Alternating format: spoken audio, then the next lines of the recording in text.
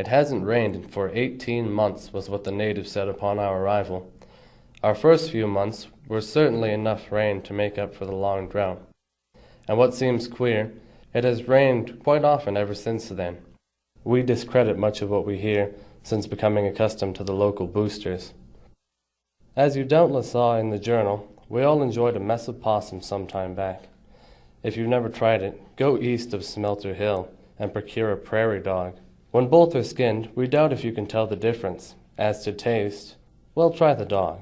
We think him a cleaner and more palatable animal. Our cook, J.H.J., is the fellow who made the army bean famous throughout the whole regiment. On Bean Day, we were sure to have visitors aplenty. On one hike, Snyder, official mule packer for the occasion, tied Protargal to a sunflower stalk, and the blame mule ate the stalk and was absent from the roll call next morning. Speaking of eats, Mrs. J.P. Murphy and Mrs. J.T. Kennedy furnished frequent bits of home cooking to lessen the monotony of army grub. To them we are truly grateful. Sherman was right. We want Frank Kramer to hold the job for us on his ditch-digging gang, as we feel that we have had some practice along that line. So Fane Diven made Wassa Hill on high. If we go over the hill, we get to determine Leavenworth if caught. After most of the cold weather had gone, we housed our tents. Now they are warm enough for Dakota. After a series of very exhausting experiments covering a few months' time, Oliver Nielsen has arrived at the conclusion that adhesive plaster has a tendency to stick. Oh yes, we are ordered home.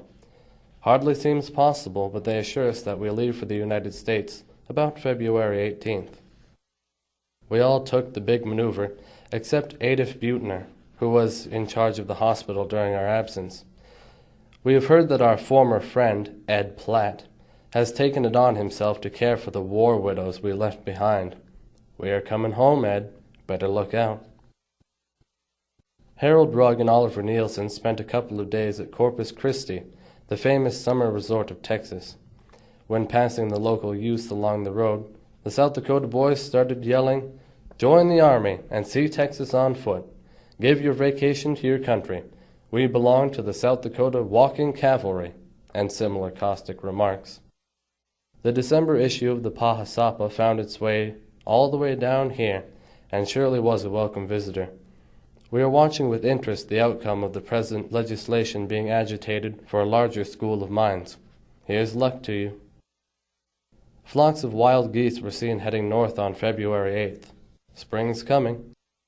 Our monotonous existence is brightened by our excellent band. If you ever get a chance to hear them, help them out by attending their concert. They are worth hearing. Well, we're hoping to be with you at a very early date, and to tell you what we have not room to write.